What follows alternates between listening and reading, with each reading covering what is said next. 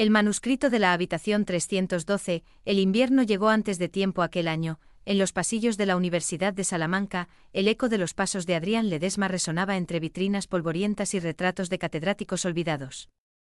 Tenía la mirada cansada y las manos manchadas de tiza. Llevaba 22 años enseñando historia medieval, y aunque sus alumnos lo respetaban, todos sabían que algo en él se había quebrado hacía tiempo. Desde la muerte de su esposa, Adrián dormía poco. Y comía menos. Vivía solo, rodeado de libros que ya no le decían nada, hasta que aquella mañana encontró el sobre de cuero sobre su escritorio. No tenía remitente, solo un sello de cera roja con el número 312 grabado a mano. El bedel juró no haberlo visto antes, tal vez lo dejó un alumno, murmuró. Adrián asintió distraído. Rompió el sello con cuidado. Dentro un cuaderno encuadernado en pergamino y una nota escrita en tinta marrón: no lo leas en voz alta. La historia no debe repetirse. Las primeras páginas estaban escritas con caligrafía gótica, eran confesiones fechadas en 1476, firmadas por un monje, Fray Martín de Alzaga, prior del convento de San Bernardo. El texto relataba algo inaudito: el descubrimiento de un lenguaje anterior al latín, la lengua del principio. Según el monje, las sílabas tenían poder sobre la mente humana, y podían alterar la memoria y la voluntad. Llamaba a ese lenguaje la voz del origen. Adrián, experto en textos antiguos, pasó la noche entera traduciendo. Las palabras parecían cambiar de sentido cada vez que las leía. A veces, las letras se movían levemente sobre la página, como si respiraran. A las 3:12 de la madrugada, creyó escuchar un murmullo dentro de su despacho. Un eco apenas audible, algo repetía su nombre. Adrián a la mañana siguiente fue a la biblioteca de archivo, preguntó por Fray Martín de Alzaga. El bibliotecario, un anciano con lentes de aumento, palideció. No pronuncie ese nombre aquí, profesor, dijo con voz baja. Lo ejecutaron por herejía. Sus escritos fueron sellados por orden de la Inquisición. ¿Dónde están guardados?, insistió Adrián. En el ala norte. Habitación 312, respondió el anciano. Luego bajó la voz aún más. Nadie entra allí desde hace 70 años. El número le provocó un escalofrío. Esa noche soñó con un claustro bajo la lluvia. Un hombre encapuchado escribía en el suelo con ceniza, mientras una campana daba 3 campanadas lentas. Cuando el monje levantó la vista, tenía su rostro, despertó sudando. El reloj marcaba las 3:12. Durante días intentó ignorar el impulso, pero la curiosidad lo devoraba. El 14 de enero, después de la medianoche, subió al ala clausurada del edificio antiguo. El pasillo estaba cubierto de polvo y humedad, las lámparas titilaban. La puerta de la habitación 312 era de madera oscura, marcada con arañazos. Adrián giró el picaporte. El aire adentro era helado, como si nadie hubiera respirado allí en siglos. Solo había una mesa, una silla, un crucifijo ennegrecido y un espejo ovalado apoyado contra la pared. En el suelo, un círculo de ceniza. Y sobre el muro, una frase escrita con carbón: la voz no pertenece a quien la pronuncia. Abrió el cuaderno sobre la mesa y siguió leyendo. El texto describía un ritual, una instrucción precisa: leer las sílabas frente al espejo sin testigos. Adrián sonrió con incredulidad, pero su curiosidad era más fuerte que su miedo. Susurró la primera línea: catarreón. Lumisara del espejo vibró, su reflejo parpadeó un instante más tarde que él, y luego sonrió. Desde esa noche algo cambió. Durante las clases, los estudiantes lo miraban con inquietud, decían que su voz sonaba doble, como si hablara a alguien más junto a él. Adrián revisó una grabación de su última conferencia. En el minuto 3:12, oyó un susurro entre sus palabras: no dejes de hablar.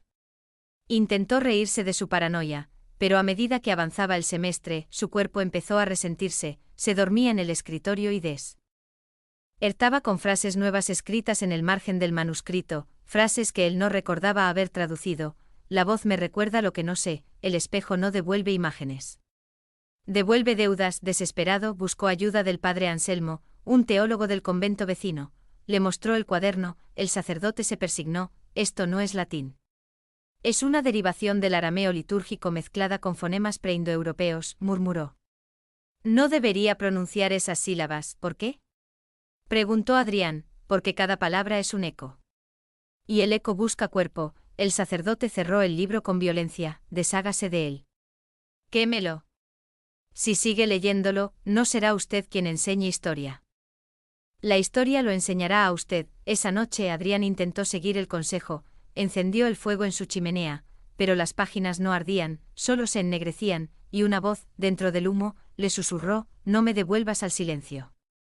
A partir de entonces, los límites entre sueño y realidad se disolvieron. Veía sombras que se movían en su casa. El reflejo del espejo del baño tardaba en replicar sus gestos. A veces oía pasos en el pasillo. Y al abrir la puerta encontraba el manuscrito abierto en la mesa.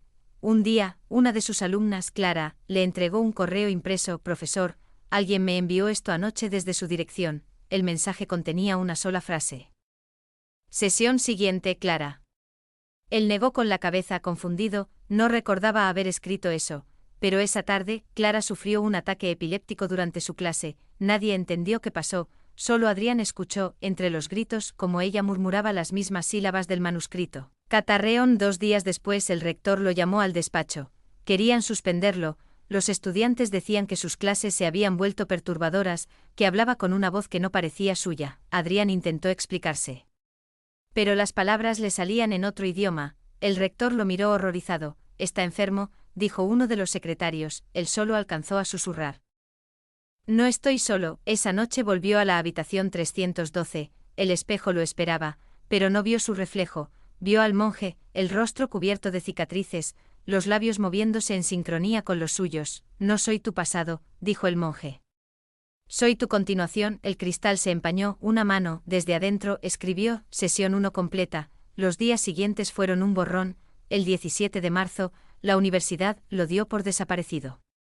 Pero su asistente encontró su diario personal en el despacho. En él se leía: «No sé cuánto tiempo ha pasado. He comprendido que no se trata de un texto antiguo, sino de un mecanismo. El manuscrito no contiene la historia, la produce. Cada lector se convierte en la siguiente línea escrita. No hay traducción posible porque las palabras eligen su propio significado». Más abajo, a las 3:12 todo comienza otra vez. El espejo no refleja. Recluta. El mismo día, el bedel de la universidad escuchó ruidos en la sala de proyecciones y llamó a la policía. Encontraron una grabadora encendida. En la cinta, la voz de Adrián: «Estoy dentro del reflejo. Afuera todo suena lejano. Si alguien escucha esto, no pronuncie mi nombre». Luego una segunda voz, idéntica, respondió: «Demasiado tarde». Fin del audio. El expediente fue archivado, la habitación sellada otra vez, y el manuscrito, desaparecido, 1 año después. Un periodista, Luciano Ferrer, publicó un artículo titulado «El profesor que habló con los ecos».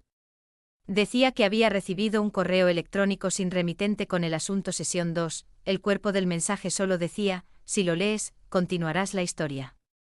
Al final, un archivo adjunto, 312, PDF, Ferrer lo abrió. Dentro había una transcripción exacta de la voz de Adrián Ledesma, pero con un párrafo nuevo al final, escrito en tiempo presente. Luciano levanta la vista del monitor. Detrás de él, el reflejo sonríe. Luciano Ferrer no era creyente ni supersticioso. Su vida se sostenía sobre hechos comprobables, fuentes contrastadas y grabaciones. Pero cuando abrió el archivo 312, su seguridad comenzó a resquebrajarse. El texto parecía un guión, narrado en presente. Luciano se sienta frente al monitor. Afuera llueve. A las 3:12, la electricidad parpadea. Miró el reloj. 3:11 de la madrugada. La coincidencia lo hizo reír, aunque con un temblor nervioso. Pero cuando el segundero alcanzó el 12, la lámpara de su escritorio titiló 3 veces. El archivo seguía escribiéndose solo. Luciano ríe. Pero no está solo. Cerró la laptop de golpe. El golpe resonó demasiado fuerte, como si alguien hubiera cerrado otra tapa idéntica al mismo tiempo, en otra habitación. A la mañana siguiente, decidió viajar a España. Su editor lo creyó loco. Pero la historia del profesor desaparecido había vuelto a circular en foros oscuros. Decían que el manuscrito era real, y que quien lo leía en voz alta terminaba escuchando su propio eco. Luciano llegó a Salamanca un viernes lluvioso. La Universidad Vieja lo recibió con sus gárgolas mojadas y vitrales ennegrecidos. El edificio estaba en restauración, pero un guardia accedió a dejarlo entrar solo unos minutos. Cruzó los claustros silenciosos, cada paso sonaba hueco, en el aire flotaba un olor a polvo y cera vieja. Cuando llegó al final del corredor norte, vio una puerta clausurada con tablones encima, un número apenas visible, 312, sacó su grabadora y comenzó a dictar.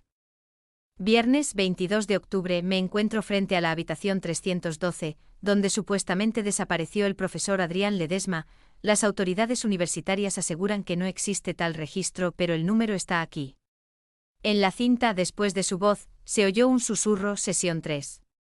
Luciano no lo escuchó en ese momento, solo lo descubriría más tarde al revisar el audio. En el archivo histórico encontró una referencia oculta, Proyecto San Bernardo 1952, era un informe confidencial del Ministerio de Educación.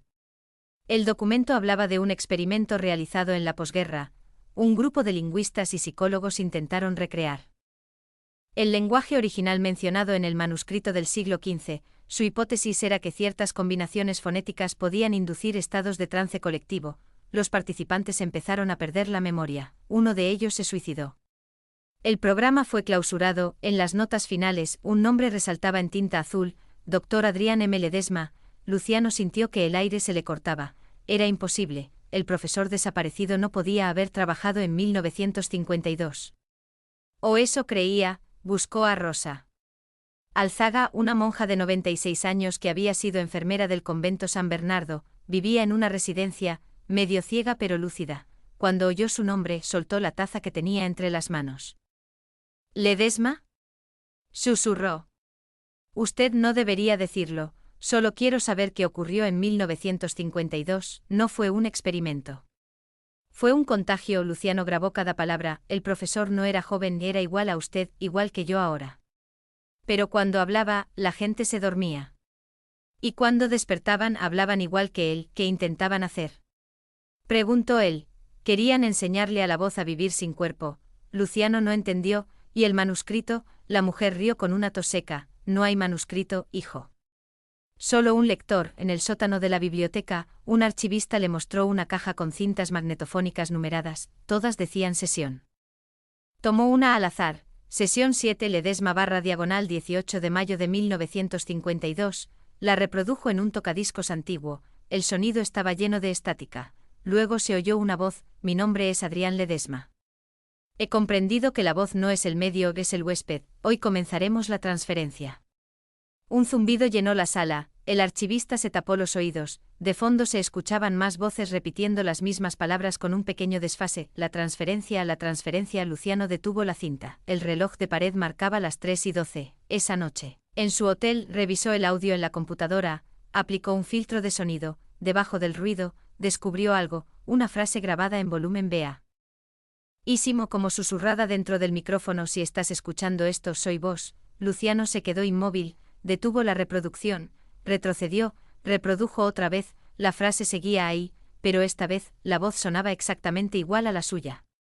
Durante las siguientes semanas abandonó todo, no dormía, pasaba las noches transcribiendo el manuscrito, buscando conexiones entre el monje de 1476 y el proyecto de 1952.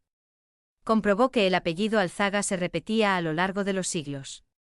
Fray Martín, la enfermera Rosa, incluso el segundo apellido de Adrián Ledesma, y si no eran personas distintas, sino la misma conciencia, reencarnada o transferida a través de la voz.